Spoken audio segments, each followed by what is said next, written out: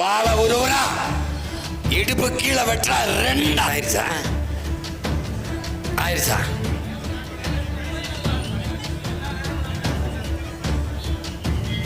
அதுக்கு பயப்படல. நாளைக்கு கூட்டத்துக்கு தரமாட்டாங்க. என் முன்னவர்களின் மொத்த வீரத்தையும் மொத்தமா வாங்கி ஒத்தையா நிக்கிறேன். பார்த்து பேசணும். நீ என் தாத்தன் பாட்டனை வீழ்த்தின மாதிரி நிக்காத. அவன் பேரன் சோரனா இல்ல தீரனா வீரனா சூரனா வந்து நிக்கிறேன். ஆனாலும் நீங்க இங்க பாருங்க, போடு போடாம போ, ஆனா விட்டுட்டு போயிடுவோன்னு மட்டும் நினைக்காத. இங்க பாரு, ஆண்டு கொண்டு இருப்பவன் ஆண்டவன் எல்லாரும் விட்டு போயிட்டான். ஆனால் சிங்க மகன் நின்னு நேருக்கு நேரு நெத்திக்கு நெத்தி வா. இந்த பாரு, ஸ்டாலின் கூப்பிட்டா கூட்டத்துக்கு ஆள் வரும், முதலமைச்சர். உதயநிதி கூப்பிட்டா மாவட்ட செயலாளர் ஒன்றிய செயலாளர் ஆள் கூட்டி வருவான், துணை முதலமைச்சர். சீமா கூப்பிட்டா யாரு வருவா? எவனும் வரமாட்டான். ஆனா வர்றான். ஏன்? உணர்வுள்ள மானம் உள்ள தன்மானம் உள்ள மக்கள் திரண்டு வர்றான். ஏன்?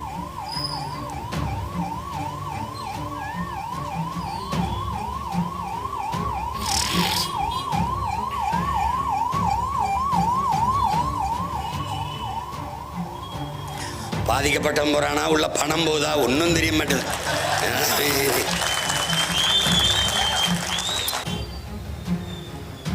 இங்கே பேசிய எல்லாம் நேத்தெல்லாம் பெரியாரை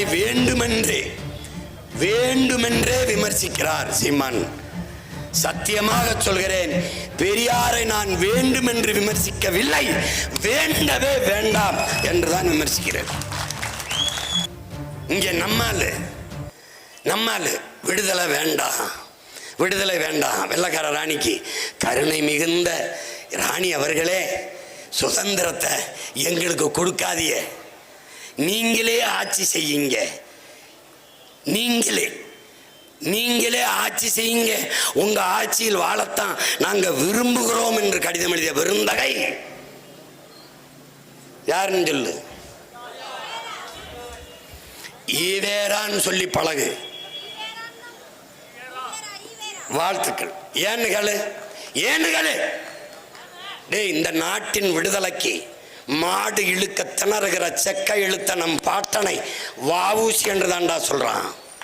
செக்கெழுத்த செம்மல் என்றோ கப்பல் ஓட்டிய தமிழன் வாவூசி என்றவன் சொல்லுவதில்லடா. அயோக்கிய பயலு. பெருந்தலைவர் காமராஜ் பதியறதுலடா. காமராஜ் தெய்வ திருமகன் முத்துராமலிங்க தேவரடா.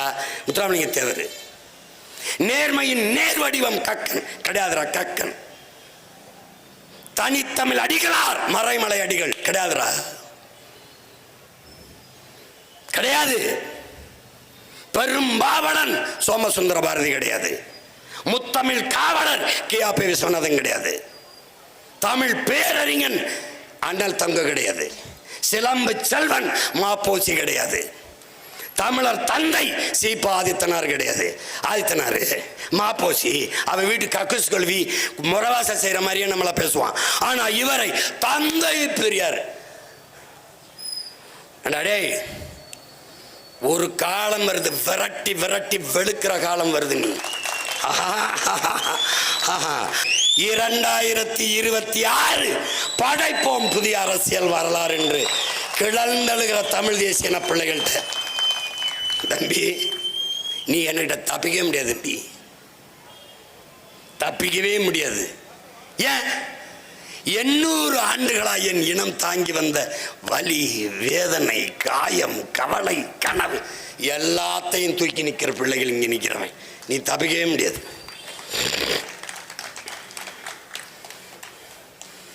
பேச சொல்லு பாப்போம். இல்லைன்னு சொல்லு. விடுதலை வேண்டாம், விடுதலை பெறுகிற நாளை கருப்பு கொடி காட்டி கருப்பு தினம் என்று பேசியவர். இவங்க மாதிரி ஒரு அயோக்கிய பேரை நீ பார்த்திருக்கியாடா? சட்டத்தை சட்ட நகலை எரிப்பவர்கள் சட்டசபை தேர்தலில் எப்படி போட்டியிட முடியும்? இது யாரு? பெரியார். நவம்பர் 26 சட்ட நகலை எரித்த நாள். இது யாரு? பெரியார். ஏன்?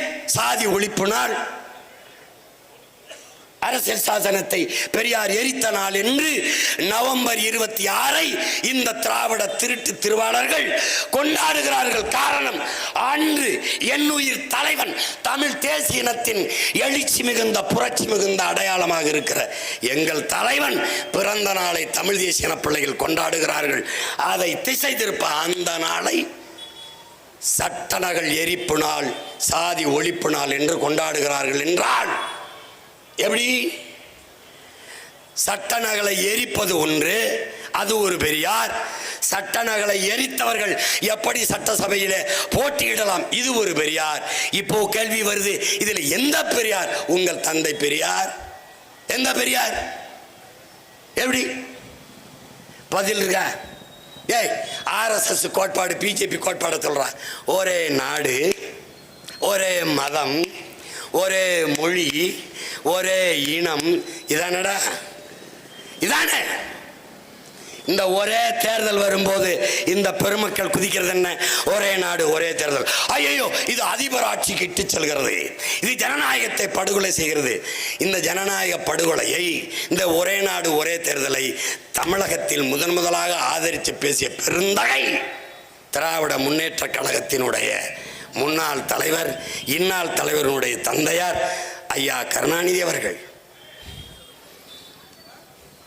தேவையற்ற செலவை குறைப்பதற்காக ஒரே நாடு ஒரே தேர்தலை திராவிட முன்னேற்ற கழகத்தினுடைய பொதுக்குழுவிலே கூட்டி நாங்கள் ஒரு தீர்மானத்தை போட்டு பிரதமர் அம்மையார் இந்திரா காந்தி ஒரு இடத்திலே சமர்ப்பித்த இருக்கு. வலையொலியில் தட்டிப்பார் 1971 பெருந்தகை பேசியது இருக்கடா. இன்றைக்கு இவர் அது ஜனநாயக படுகொலை, அது அதிபர் ஆட்சிக்கு இட்டு செல்லும். இதையே ஆர்எஸ்எஸ் கோட்பாடு ஒரே மொழி இந்தி, ஒரே நாடு இந்திய, ஒரே மதம் இந்து மதம். இதையே கோட்பாட்டை உன்னால் நம்ப முடியாதா? நீ சொல்ற சோ கால்டு பெரியாரா? இவே ராமசாமி பெரியார். இந்த நாடு வளர்ச்சி அடையாமல் இந்த நாடு இருப்பதற்கு காரணம், இந்த நாடு நன்றாக வளர வேண்டும் என்றால் ஒரே நாடு, ஒரே மொழி, ஒரே இனம், ஒரே கட்சி, ஒரே தேர்தல், ஒரே மதம் என்று இருக்க வேண்டும் என்று எழுதினது இருக்கு. எவனாவது ஆதாரங்களும் காட்டு. இப்ப யாரு ஆர்எஸ்எஸ், யாரு பிஜேபி, பி டீம் பெருமக்களை? ஏய், பதில் சொல்லு. ஆவுன்னா கத்திர, ஆவுன்னா பேசிடுது. ஆவுன்னா பிஜேபியின் பி டீம், ஏன் நாம் தமிழர் கட்சியின் சீமானும்? அப்ப பி டீம் ஏ டீம் ஒன்று இருக்குல்ல, யாரு? எப்படி இங்க ஒழிக்கணும்டா, அவங்கள ஒழிக்கணும். நேரம் ஆயிடுச்சா? ஆயிடுச்சா?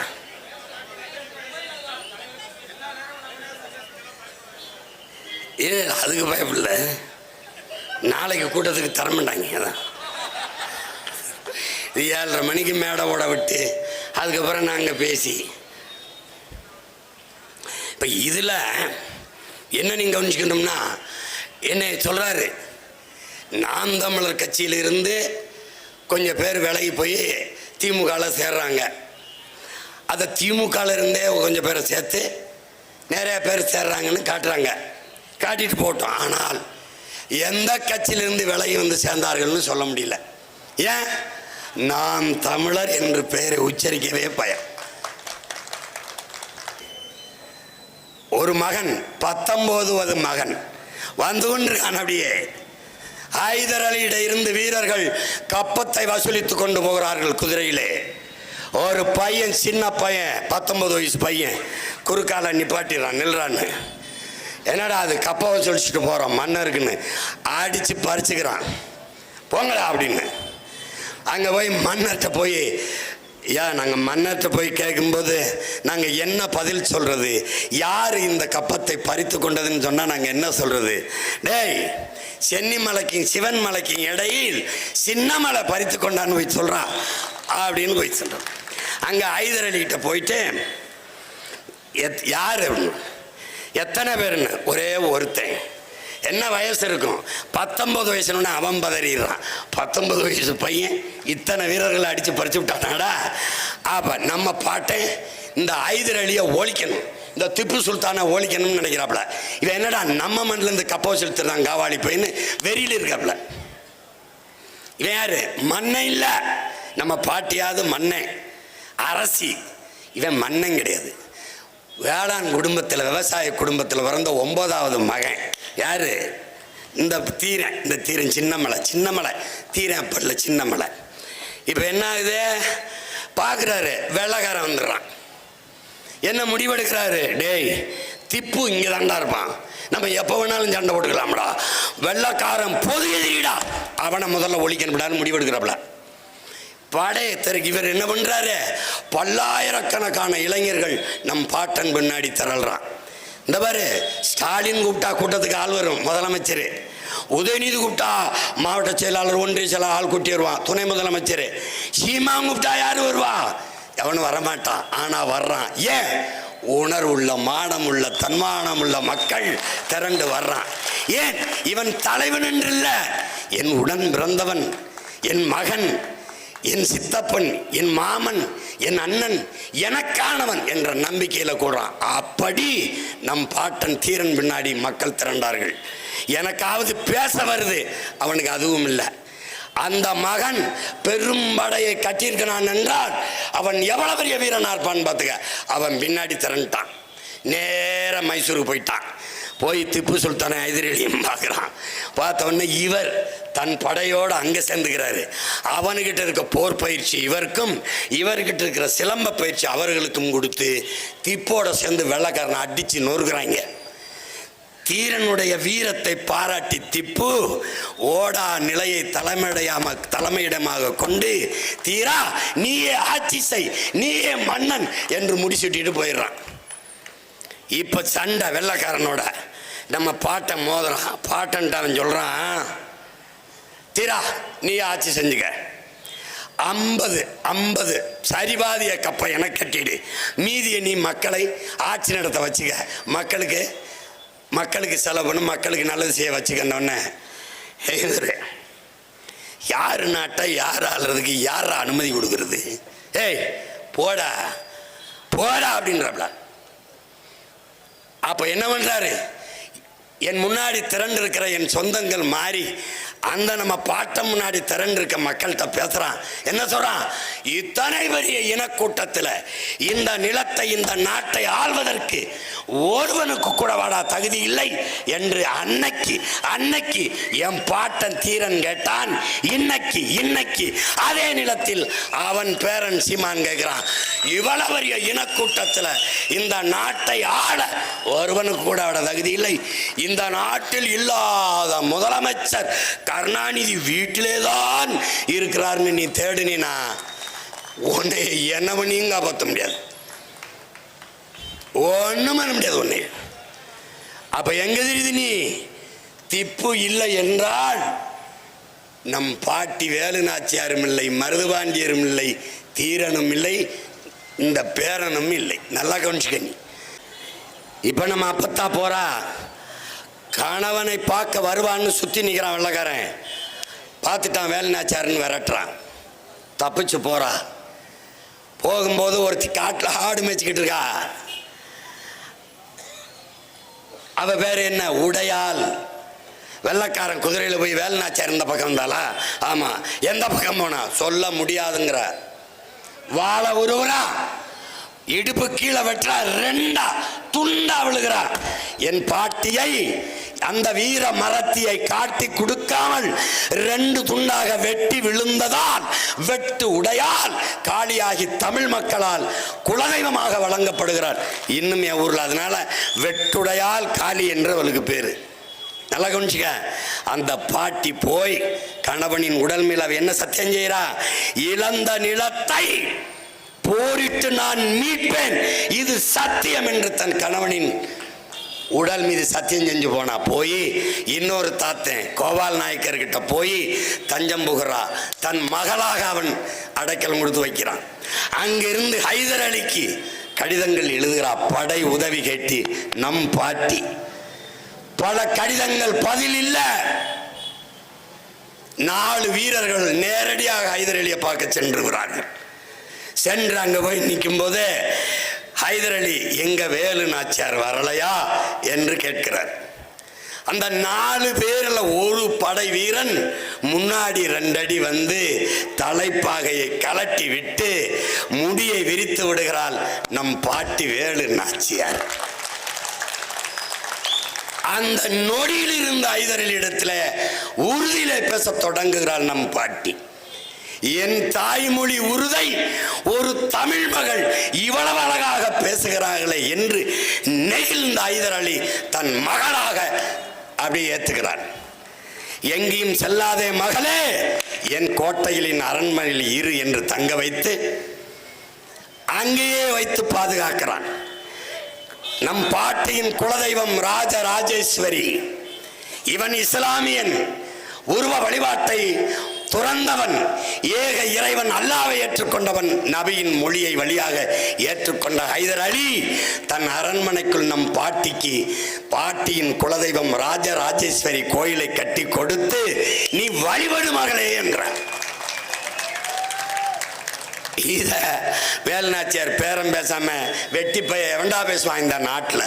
நான் தான்டா பேசுவேன். அன்று அங்கே இருந்து பல ஆயிரம் வீரர்களை நம் பாட்டிக்கு படைக்கு அனுப்பி அதிலே பீரங்கி படையை என் உடன் பிறந்தார்களே, பீரங்கி படையை ஹைதர் அலி நம் பாட்டிக்கு கொடுக்கிறார். அந்த பீரங்கி படையின் தளபதியாக தன்னுடைய 19 வயது மகன், ஒரே மகன் திப்பு சுல்தானை, மகனே நம் வீர பாட்டியார் நம் ராஜா மாதா வேலு நாச்சியார் படையின் கீழே இருந்து நீ சண்டை செய் என்று வாழ்த்தி அனுப்பி அந்த படையை வைத்து இழந்த நிலத்தை போரிட்டு மீட்ட மரத்தி நம்முடைய பாட்டி தமிழன் இன வரலாற்றிலே இழந்த நிலத்தை மீட்டவள் நம் பாட்டிதான். அதற்கு பிறகு நேரு ரத்தம் நேரடி வாரிசு நம் உயிர் தலைவன்.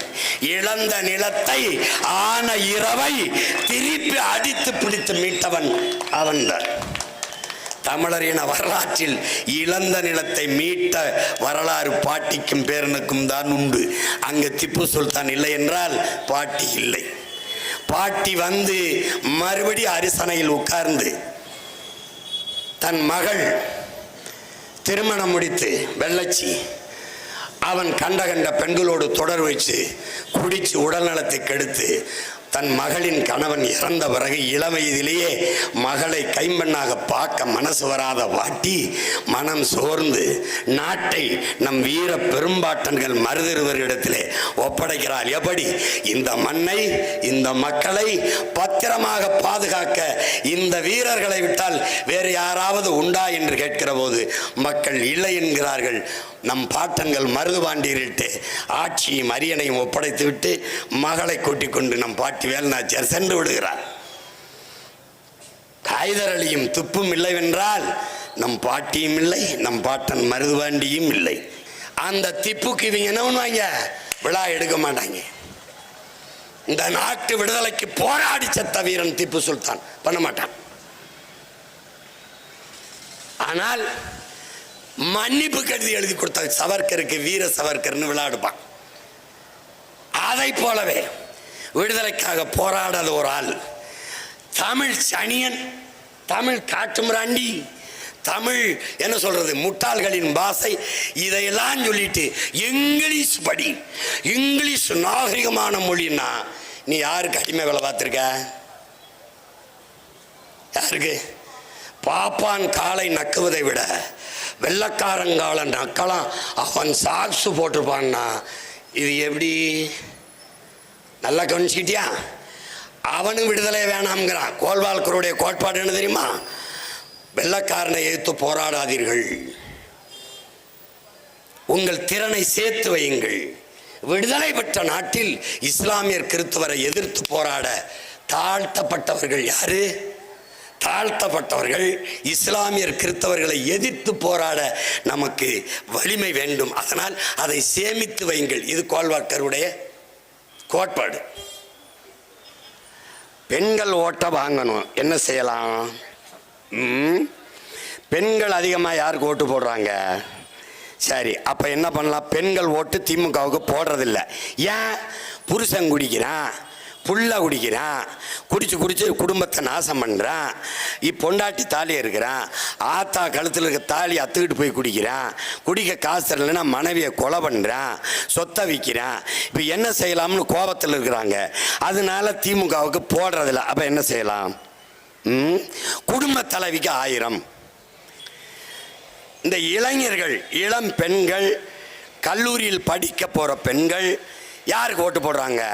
இளைஞர்கள் மொத்தமும் சீமானுக்கு ஓட்டு போடுகிறார்கள், நாம் தமிழர் கட்சிக்கு போடுகிறார்கள். யோசிக்கிறார்கள். இளைஞர்கள் எல்லோரும் மாற்றத்தை விரும்புகிறார்கள். எங்கும் ஊழல், எங்கும் லஞ்சம், மீள முடியாத வறுமை, ஏழ்மை, வள கொள்ளை, தூய காற்றில்லை, குடிக்க நீரில்லை, உண்ண நஞ்சில்லாத உணவில்லை, பயணிக்க பாதை இல்லை, எரிக்க தடையற்ற மின்சாரம் இல்லை. ஐயோ, இதை மாற்ற முடியாதா என்று துடிக்கிற இளைய தலைமுறை பிள்ளைகள் எங்கே செல்கிறார்கள்? சீமான் பின்னாடி செல்கிறார்கள். ஓட்டுக்கு 1 ரூபாய் கூட கொடுக்கவில்லை. சீமானுடைய அப்பன் அண்ணாதுரையோ கருணாநிதியோ தொடர்ச்சியாக பரம்பரையாக பதவியில் இருந்து வந்தவன் அல்ல. அவன் பின்னால் நிற்பவன் எவனும் அரசியல் தலைவனின் வாரிசும் அல்ல. ஆடம்பரம் படோடபம் எதுவும் இல்லை. முட்டுச்சந்தில விட்டாலும் கத்துகிறார்கள், மூத்திரச்சந்தில விட்டாலும் கத்துகிறார்கள், மேடை இருந்தாலும் பேசுகிறார்கள், இல்லை என்றாலும் கத்துகிறார்கள். ஆனால் மக்களின் மீது அக்கறையோடு கத்துகிறார்கள். அதனால் ஈர்க்கப்பட்ட எண்ணின பிள்ளைகள் சீமான் முன்னாடி திரள்கிறார்கள். அப்ப என்ன பண்ணலாம்? கல்லூரிக்கு செல்கிற இளம் பெண்களுக்கு எப்படி ஒரு பேரு? புரட்சி பெண் திட்டம் 1000. எப்படி இருக்கு பாருங்க. 60 ஆண்டு கால ஆட்சி, 60 அரை நூற்றாண்டுக்கு மேலான ஆட்சி, திராவிடர்களின் ஆட்சி. 1000 ரூபாய்க்கு எங்க அம்மா கையேந்திரா, 1000 ரூபாய்க்கு என் தங்கச்சி கையேந்திரா. இதெல்லாம் எதுல வருது? டெவலப்ல வருது, வளர்ச்சியில வருது, நவீன தமிழகத்தில் வருது. நவீன தமிழ்நாட்டை படைத்த சிற்பிகளின் செயல்பாட்டில் வருது. அப்ப இளம் பெண்ணுக்கு பேர் எப்படி வைக்கலாம்? புரட்சி பெண். இது புரட்சி பெண்ணா? 1000 ரூபாய்க்கு கையேந்தினால் அவள் வறட்சி பெண்ணா என்பதை அறிவார்ந்த தமிழ் சமூகத்தின் மக்கள் சிந்தித்து பார்க்கணும். இந்த திட்டம் இது என்னது? தேர்தல் அரசியல். பொம்பளை பிள்ளைகளுக்கு மட்டும் கொடுத்தா ஆம்பளை பிள்ளைகளுக்கு கோச்சுக்குருவாங்க. அவனுக்கு திடீர்னு ஒரு குவார்டர் போடணும், பிறந்த நாளைக்கு இல்லை காதலிக்கு பிறந்த நாள் ஒரு பரிசு கொடுக்கணும், அல்ல பிடிச்ச நடிகர் அவன் நேசிக்கிற தலைவர் படம் வந்துடுது, அதுக்கு படம் பார்க்கணும் காசு, ஏன்னா கோபத்தில் மாற்றி போட்டுருவான். இவனுக்கு போடுறதுக்கு சீமானுக்கு போட்டுடலாம்னு நினைப்பான். அப்போ என்ன பண்ணலாம்? அவனுக்கு தமிழ் மகன் 1000. ஏன் அங்க திராவிட மகன் வரல? வெறுப்புல மாத்தி சீமானுக்கு போட்டுருவான். ஏன்னா திராவிடம் இஸ் ஈக்குவல் டு, எப்படி பகுத்து கிகுத்து வகுத்து பெயர் வச்சாலும் எந்த வழியில் பொருள் கொண்டாலும் திராவிடம் என்றால் திருடன் என்றுதான் வருது. திருட்டு திருட்டு உருட்டு, கையில் கிடைச்சதெல்லாம் சுருட்டு, மொத்தமா சேர்த்தால் திராவிடம். விடம் என்றால் என்ன? விஷம். குடித்தால் என்ன பண்ணுவாய்? செத்து போவாய். திராவிடம் தீராத கொடிய விஷம். அதுக்கு ஓட்டு போட்டால் என்ன செய்வாய்? அப்பவும் செத்துத்தான் போவாய். இதுதான் திராவிடம். விளங்கிருச்சுன்னு நினைக்கிறேன். என்ன செய்யறது? உங்க வயிற்றுல பிறந்ததுக்கு, உங்க கூட பிறந்ததுக்கு கத்திட்டாது நின்று செத்து போறோம். வேற என்னதான் செய்ய முடியும்? ஆனாலும் நீங்க இங்க பாருங்க, போடு போடாம போ, ஆனா விட்டுட்டு போயிடுவோன்னு மட்டும் நினைக்காத. இங்க பாரு, ஆண்டு கொண்டு இருப்பவன் ஆண்டவன் எல்லாரும் விட்டு போயிட்டான். ஆனால் சிங்க மகன் நின்று நேருக்கு நேரு, நெத்திக்கு நெத்தி. வா, திராவிடனா தமிழனா? எப்படி மோதுராம்பார், திராவிடனா தமிழனா சண்டை. இப்ப இதெல்லாம் என்ன? தேர்தல் அரசியல். 5000 தேர்தல் அரசியல், 2500 தேர்தல் அரசியல், 2500 1000 தேர்தல் அரசியல், 2500 1000 கொடுக்க முடியல, 103 ரூபாய் தேர்தல் அரசியல். 5000 2500 1000 வெறும் 103. இதெல்லாம் எதுல வருது? டெவலப்ல வருது. அப்படியே வருது, அப்படியே வருது. 45,000 கோடி சாராய வியாபாரம், டாஸ்மார்க் பிசினஸ். பிசினஸ். இங்கே சட்டசபையில் நிதி அமைச்சர் 45,000 கோடிக்கு விற்று கொண்டிருக்கிற இந்த டாஸ்மார்க் வியாபாரத்தை 50,000 கோடியாக உயர்த்துவதற்கு அரசு திட்டம் தீட்டிக் கொண்டிருக்கிறது. இது எதுல வருது? வளர்ச்சியில் வருது, வளர்ச்சியில் வருகிறது. இது என்னது? நாச அரசியல், தேர்தல் அரசியல். இதெல்லாம் தேர்தல் அரசியல். தாலிக்கு அறப்பவன் தங்கம் சாதனை, குடிக்க வச்சு 4 லட்சம் பெண்களின் தாலியை அறுத்தம், அது பெரிய சாதனை. இதெல்லாம் எதுல வருது? டெவலப்மெண்ட்ல வருது, தேர்தல் அரசியல். இந்த அரசியலில் கட்சி அரசியல் தேர்தல் அரசியலை தீய வைத்து கொளுத்தி விட்டு மக்கள் அரசியலை நோக்கி செல்வதுதான் தமிழ் தேச அரசியல். தலைவர் பிரபாகரனின் பிள்ளைகள் எடுக்கிற அரசியல். இதுதான் இந்த நிலத்திற்கு தேவையான தூய அரசியல். இவர்கள் என்ன செய்வார்கள்? நாங்கள் வந்தால் நீட் தேர்வை ரத்து செய்வோம். எது? ஏமாற்று, ஏமாற்று. அவனுக்கு தெரியும் ரத்து செய்ய முடியாதுன்னு. ஏன்? கொண்டு வந்தவனே அவன் தான். என்ன சிரிக்கிற? நீட்டு தேர்வை கொண்டு வந்தது யார்? காங்கிரஸ் பெருமக்கள். கூட இருந்து கும்மி அடித்தது யார்? திராவிட திருவாளர்கள். என் தங்கச்சி அனீஸ் பேசுனா பாருங்க, ஃபாத்திமா. என்னையே கொண்டு வந்தது யாரு? ஐயாதான். கொடிய ஆள் தூக்கி சட்டத்தை கொண்டு வந்தவர்கள் காங்கிரஸ் பெருமக்கள். கூட இருந்து கையெழுத்திட்ட பெருமக்கள் திருடர்கள் முன்னேற்ற கழக திருவாளர்கள். சிஐஏ ஐயாக்கள் தான். ஜிஎஸ்டி சரக்கு மற்றும் சேவை வரி. இதுல ரொம்ப அழகானது என்ன தெரியுமா? சரக்குக்கு மட்டும் இல்லை வரி. எப்படி? இந்த சரக்கு மற்றும் சேவை வரி கொண்டு வந்தவர்கள் இவர்கள்தான். அதை கூட இருந்து அனுமதித்த பெருமக்கள் இந்த திராவிட முன்னேற்றக்காரர்கள். எது ஒன்று, எது ஒன்று சொல்லு, எது ஒன்று சொல்லு.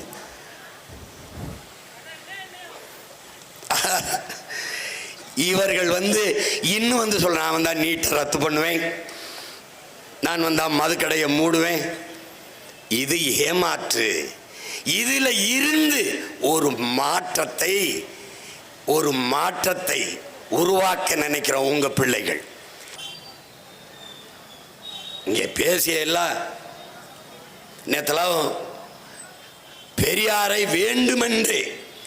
வேண்டுமென்றே விமர்சிக்கிறார் சீமான். சத்தியமாக சொல்கிறேன், பெரியாரை நான் வேண்டுமென்று விமர்சிக்கவில்லை, வேண்டவே வேண்டாம் என்றுதான் விமர்சிக்கிறேன். இந்த பெருமக்கள் எல்லோரும் என் உடன் பிறந்தார்களே. பெரியார் பெரியார் பெரியார் என்று பேசுகிறார்கள். பெரியார் பேசியதை பேச மறுக்கிறார்கள். என்னை RSS பிஜேபி கைக்கூலி என்கிறார்கள். அறிவார்ந்த தமிழ் சமூக தம்பி தங்கைகளே, என்னரும் பெற்றோர்களே, RSS ஆங்கிலேயர்களின் வடமாநில கிளை திராவிடர் கழகம் பெரியார் தலைமையிலே உருவாக்கப்பட்டது. தென் மாநிலங்களின் கிளை ஆங்கிலேயர்களின் ஏவல் கிளை. எப்படி சொல்ற சீமான்? RSS காரர்கள் சங் பரிவார் ஜனசங்கத்தில் இருந்தவர்கள் விடுதலைக்காக போராடல. பகத்சிங் போல தூக்கலை தொங்கல. எங்கள் பாட்டன் வஉசி போல செக்கை இழுக்கல. என் தாத்தன் காமராஜ் போல, என் தாத்தன் தெய்வ திருமகன் முத்துராமலிங்க தேவரை போல அப்ப நல்லகண்மை போல எங்கள் முன்னோர்களை போல சிறையிலே இருக்கல. யாரு இருக்கல? பிஜேபி இருக்கல, RSS இருக்கல, இந்த நிலத்தில் பெரியாரும் இருக்கல.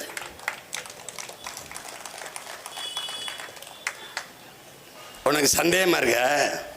பெரியார படத்தை பார்த்துக்க சொல்லக்கூடாது, படிச்சுட்டு பேசணும். தம்பி, தப்பிக்கவே முடியாது நீ என்கிட்ட தர்க்கத்தில். நீ வா வானா என்னன்னு சொல்லுவேன், நீ ஆனா இதான் சொல்றான்னு சொல்லுவேன். ஏன்? என் முன்னவர்களின் மொத்த அறிவையும் என் முன்னவர்களின் மொத்த வீரத்தையும் மொத்தமா வாங்கி ஒத்தையா நிக்கிறேன். பார்த்து பேசணும். நீ என் தாத்தன் பாட்டனை வீழ்த்தின மாதிரி நிக்காத. அவன் பேரன் சோரனா இல்ல தீரனா வீரனா சூரனா வந்து நிக்கிறேன். என்னை நீ வெல்வது கடினம். ஒன்னே ஒண்ணுதான் நீ என்னை செய்ய முடியும். வழக்கை போடலாம், சிறையில் போடலாம். அதை தவிர நீ என்னை ஒன்றும் பண்ண முடியாது.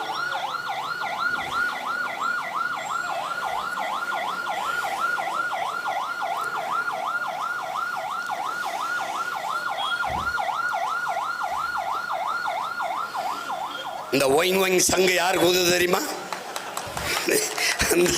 இந்த திராவிடர்களுக்கு தான். நீ ஒண்ணுமே செய்ய முடியாது என்னைய. இந்த நாட்டின் விடுதலைக்கு RSS போராடிய போராட்டம். ஒரே ஒருவர் சிறைக்கு சென்றார், சவர்கர். அவரை இவர்கள் வீர சவர்கர் என்று கட்டமைத்தார்கள். ஒரு கோழையை மன்னிப்பு கடிதம் எழுதி கொடுத்து வெளியே வந்தவர். உங்களுக்கு நான் விசுவாசமாக இருப்பேன் என்று எழுதி கொடுத்து வெளியே வந்த பெருமகன் யார்? சவர்கர். அவரை வீர சவர்கர் என்று பெயர் வைத்தார்கள். இந்த நாட்டு அடிமைப்பட்டு கிடக்கிற போது இந்த நாட்டின் விடுதலைக்கு போராடி திப்பு சுல்தானுக்கு விழா எடுக்க சொல்லு பாப்போம். இல்ல காங்கிரஸ் தான் எடுக்க சொல்லு. RSS பிஜேபியை விடு, இல்ல திமுகவை தான் எடுக்க சொல்றான். ஆனால் ஒரு மகன் எடுப்பேன். யாரு? இவன் தான் எடுப்பேன். ஏன் எடுப்பேன் கேள்றா? திப்பு சுல்தான் என்ற தீரன் வீரன் இல்லை என்றால் தமிழ் பேரினத்தின் முன்னவர்களுக்கு வரலாறு இல்லை. உன்னால் நம்ப முடியல? நம்ப முடியல. ஹைதர் அலி மைசூரை தலைமையிடாக கொண்டு ஆண்டுகிட்டு இருக்கும்போது, இந்த நிலப்பரப்பை ஆண்டு கொண்டு இருக்கும்போது,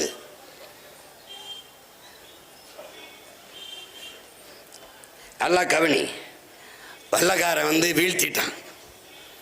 எங்க பாட்டி ஆண்டு கொண்டிருந்த எங்க முத்துவடுகநாத் தேவர், எங்க பாட்டன் ஆண்டு கொண்டிருந்த சிவகங்கை வீழ்த்தி கைப்பற்றிட்டான். எங்க பாட்டனை கொன்னு விட்டான். கணவன் செத்து கிடக்கிறான் கோயில் வாசல்ல. எங்க பாட்டங்க மருதிருவர் வீர பெரும்பாட்ட 2 பேரும் என் பாட்டிக்கு தளபதி. பெரிய மருது சின்ன மருது கொன்னுட்டான்னு தெரிஞ்சிருச்சு. 5 வயசு குழந்தை வெள்ளச்சி தூக்கிக்கிட்டு எங்க அப்பத்தா ஓடுறா. தளபதி 2 பேரும் வேணாங்கிறான். போகாத போகாத. வெள்ளக்காரன் எதிர்பார்த்திருப்பான், எப்படியும் வேலுநாச்சியார் புருஷனை பார்க்க வருவாள், போகாதேங்கிறான். என் பாட்டங்க பேச்ச மீறி புருஷனை எப்படியும் கடைசியா பாத்திரமா உடலைன்ட்டு போறா, மாறுவேடத்துல போறா.